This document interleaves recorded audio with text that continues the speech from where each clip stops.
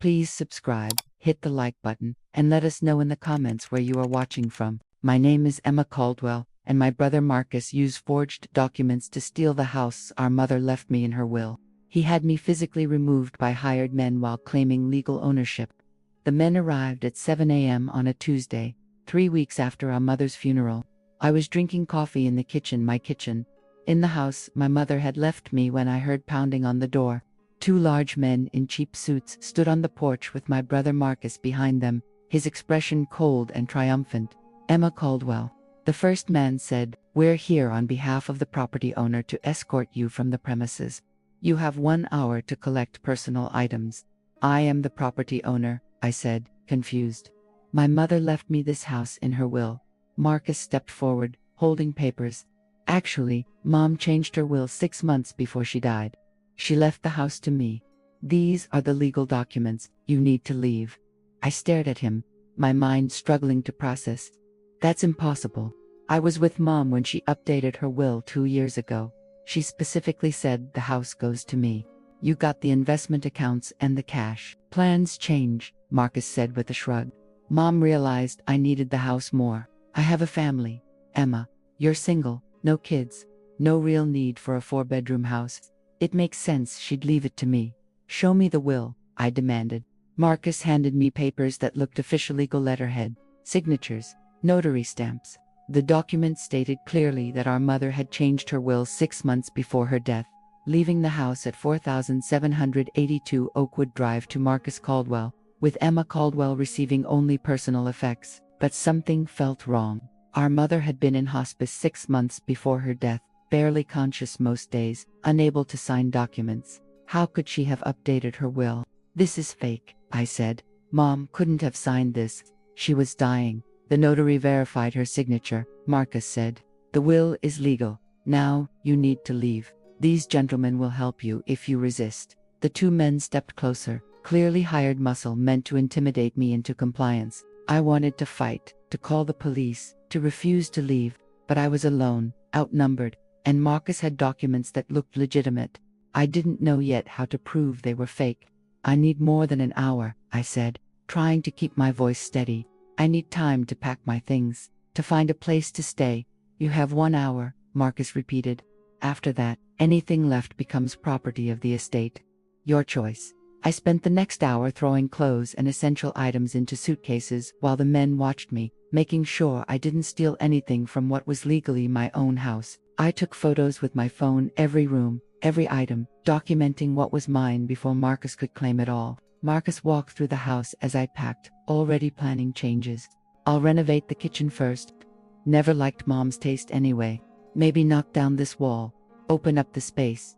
He was erasing our mother before she was even cold in her grave. When my hour ended, they escorted me out. I stood on the curb with 3 suitcases, watching Marcus close the door of my mother's house, my house behind him. He didn't even look back. I stayed with a friend that night, crying and angry and lost. But the next morning, I started fighting back. I contacted the attorney who'd handled my mother's original will, Eleanor Price, an older woman who'd known our family for 20 years.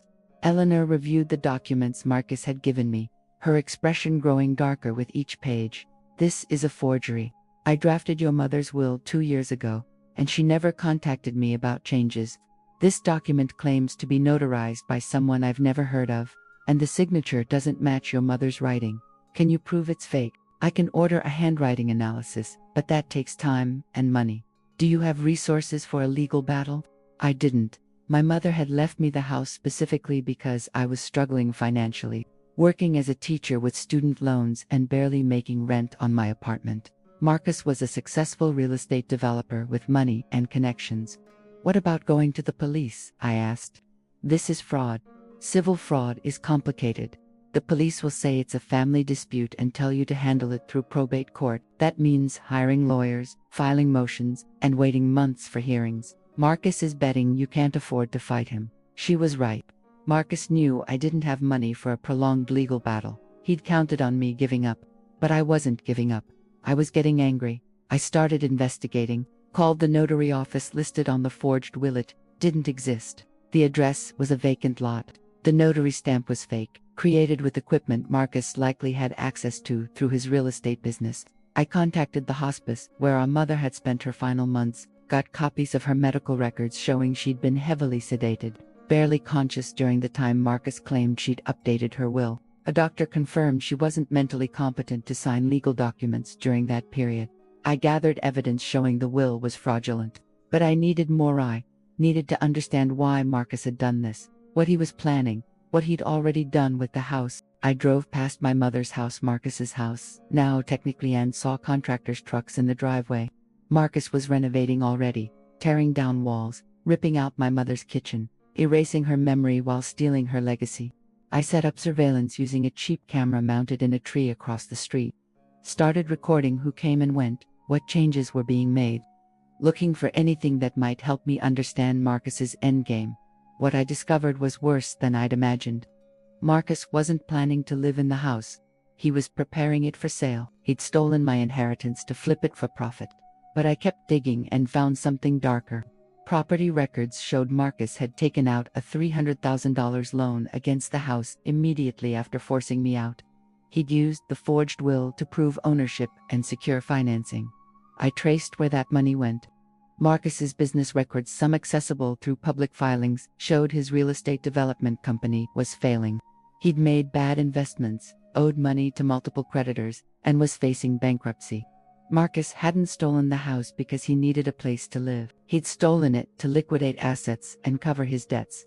My inheritance was being used to save his failing business while leaving me homeless. Then I found something that made my blood run cold. Medical records I'd obtained showed our mother had changed one thing in her will 2 years ago, not the house, but her life insurance policy. Originally, Marcus and I were equal beneficiaries of her $500,000 policy, but 2 years ago, she'd changed it to leave everything to me after discovering Marcus had been stealing from her. Marcus had known about this change, had known he was being cut out, and 6 months before her death, when Mom was too sick to stop him, he'd forged documents to steal back what she'd taken away. But the life insurance issue revealed something even darker. I contacted the insurance company and discovered Marcus had tried to claim the full $500,000 despite the updated beneficiary designation.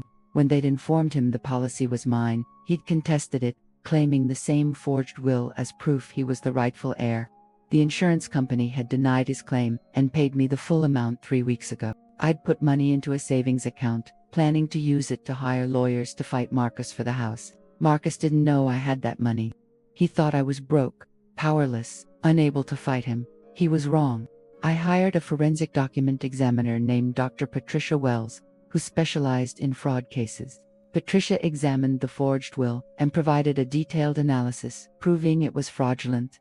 The signature was traced, the notary stamp was fake, the paper stock didn't match legitimate legal documents, and the typeface was wrong for the law firm's standard documents. I hired a private investigator who documented Marcus's financial situation, the failing business, the debts, the $300,000 loan against my house, the planned sale to cover his losses. I also hired the most aggressive probate attorney in the state, Malcolm Green, known for destroying people who committed fraud.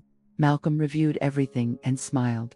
Your brother committed multiple felonies, forgery, fraud, theft, and possibly elder abuse if he pressured your mother when she was dying. We're going to bury him. We filed an emergency motion to void the forged will and restore my ownership. Included all the evidence, forensic analysis, medical records proving Mom's incapacity, proof that the notary was fake, and documentation of Marcus's financial motive. The judge granted a hearing within 2 weeks.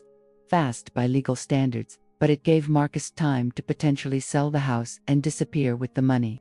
So Malcolm filed an additional motion, an immediate restraining order preventing Marcus from selling, transferring, or further encumbering the property until ownership was legally determined. Marcus's lawyer called Malcolm, furious, threatening countersuits. Malcolm laughed. Your client committed fraud. Tell him to retain a good criminal defense attorney, because I'm pursuing charges. While the legal battle unfolded, I did something else.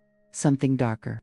I contacted every person Marcus owed money to, creditors, business partners, contractors he'd stiffed, told them Marcus had assets he was hiding, that he'd fraudulently obtained a house worth $850,000, that he was planning to sell it, and potentially skip town with the money. I made sure his creditors knew to file liens against the property immediately. Within days, 3 different creditors had filed claims, legally preventing any sale until their debts were satisfied. Marcus called me for the first time since forcing me out. His voice panicked. "What did you do? Why are creditors filing liens on my house?" "Your house," I said coldly. "You mean my house that you stole with a forged will?" "Emma, I don't know what you're talking about. I have forensic evidence proving you forged Mom's signature. I have medical records proving she was incompetent when you claimed she updated her will. I have documentation of your failing business and the $300,000 loan you took out against property you don't legally own.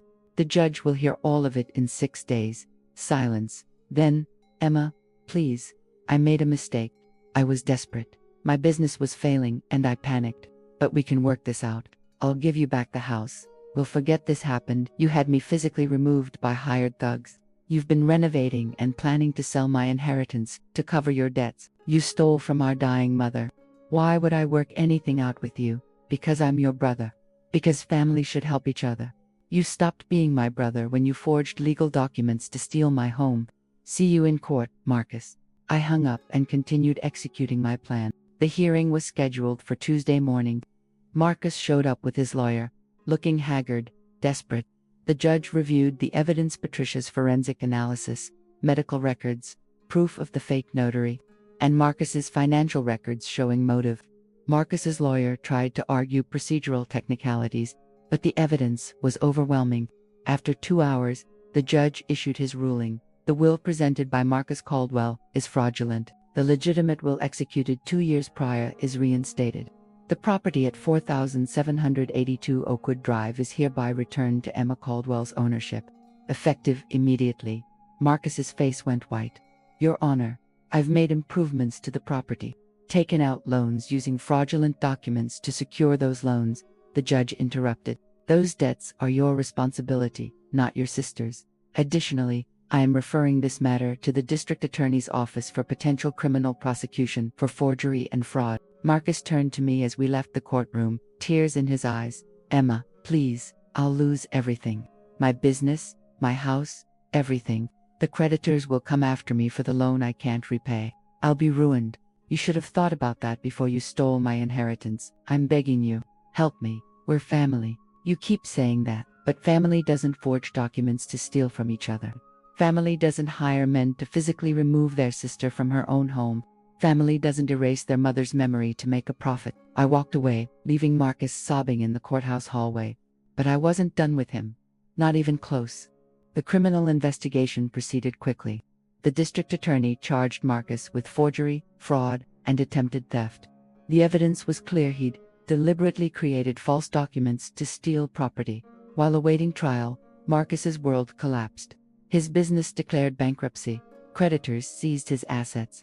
His wife divorced him, taking their kids and half of what little remained. The $300,000 loan he'd taken against my house came due. He couldn't pay it. The bank started foreclosure proceedings against his own house. Within 3 months, Marcus lost everything.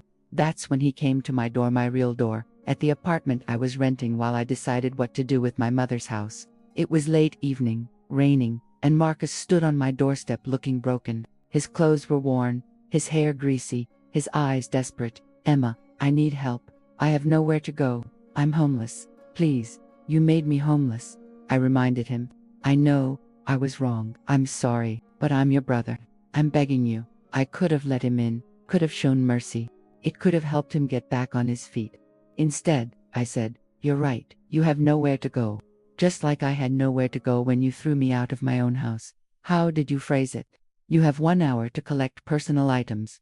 Emma, I hope you find a nice curb to sleep on. Marcus, maybe one of your creditors will let you sleep in a cardboard box." I closed the door in his face, watched through the window as he stood there in the rain for several minutes before finally walking away into the darkness.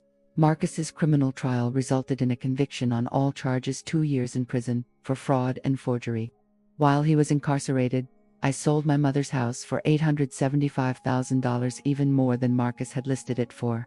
Used the money to pay off my student loans, invest in property, and donate a substantial amount to a charity supporting homeless families. The irony was lost on me that Marcus had tried to steal my house to save himself from financial ruin, and his theft had ultimately made me wealthy while destroying him completely. But I took my revenge further. I ensured Marcus's professional reputation was destroyed, contacted every real estate organization he'd belonged to, provided evidence of his fraud. He was barred from the industry permanently. I contacted his former business partners and clients, informed them about his criminal conviction. Several filed civil suits against him for previous questionable dealings they'd overlooked before, but now examined more carefully. Marcus left prison after serving 18 months, broken and unemployable. His ex-wife had full custody of their children with a restraining order preventing contact. He'd lost his house, his business, his professional license, and his family. He tried to rebuild, got a job doing manual labor for minimum wage, and lived in a studio apartment in a bad neighborhood. I made sure his life stayed difficult. I hired a private investigator to monitor him, to document any attempt to restart his real estate activities. Every time he tried to work in the industry under a different name or through shell companies, I reported him to licensing boards. Marcus attempted to contact me multiple times over the years, letters, emails, messages through mutual acquaintances, all begging for forgiveness, for help, for a chance to rebuild a relationship. I ignored every single one. 5 years after forcing me from my house, Marcus contacted me through a lawyer, claiming our mother would have wanted us to reconcile, that the family should forgive. I sent back a single response: "Our mother left me her house because she knew you were a thief. She changed her life insurance to exclude you because you stole from her while she was dying. She knew exactly what you were. So do I. Don't contact me again." Marcus never contacted me again. 7 years after the trial, I heard through distant relatives that Marcus had developed severe depression, was barely functional, survived only through disability payments and charity. Some people who knew the story suggested I should help him, that he'd suffered enough, that Christian charity demanded forgiveness. I disagreed. Marcus had deliberately, calculatedly stolen my inheritance using forged documents. He'd had me physically removed from my home. He'd erased our mother's memory to make a profit. He'd shown no remorse until he faced consequences. He hadn't learned empathy or developed a conscience. He'd simply learned that stealing from me had costs. I rebuilt my life successfully, used the money from the house sale to invest in rental properties, built a portfolio worth over $2 million, started a foundation helping families dealing with estate fraud and inheritance theft. Every person I helped felt like justice for what Marcus had tried to do to me. 10 years after Marcus forced me from my house, I received a notification that he'd been hospitalized after a suicide attempt. He survived, but was placed in psychiatric care. His doctor contacted me, said Marcus's depression stemmed from guilt over what he'd done, and that reconciliation with me might help his recovery. I declined to visit, sent a message through the doctor: "Tell Marcus that the house he stole was worth $850,000 when he forced me out. I sold it for $875,000 and used the money to build a life worth millions. Tell him his theft made me stronger, wealthier, and more successful than I ever would have been otherwise. Tell him I wake up every day grateful he showed me what he really was. And tell him I hope he thinks about that every day for the rest of his life." Marcus was released from psychiatric care after 6 months.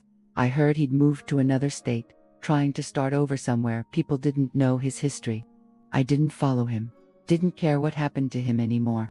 He'd become irrelevant to my life, a cautionary tale I told when speaking about estate fraud, nothing more. My brother forced me to leave the house that my mother had left me. Weeks later, he came crying, begging for mercy. I gave him exactly the mercy he'd shown me. None. He spent 2 years in prison, lost everything he owned, destroyed his family, his career, and his reputation. He developed depression so severe that it led to psychiatric hospitalization. He lives now in exile, broken, with nothing and no one. I sleep peacefully in my own home, surrounded by the wealth I built from the ashes of his betrayal, knowing that every success I've achieved is because I refused to let him win. Marcus thought forging documents would let him steal my inheritance without consequences. He thought being my brother meant I'd eventually forgive him. He was wrong about everything. Some people say revenge is hollow. That doesn't bring peace. Those people have never experienced the satisfaction of watching someone who betrayed you lose absolutely everything while you thrived. Marcus destroyed his own life trying to steal mine. I just made sure he understood exactly what his theft had cost him. He came crying weeks after forcing me out. He's probably still crying now, wherever he is. And I feel nothing but satisfaction.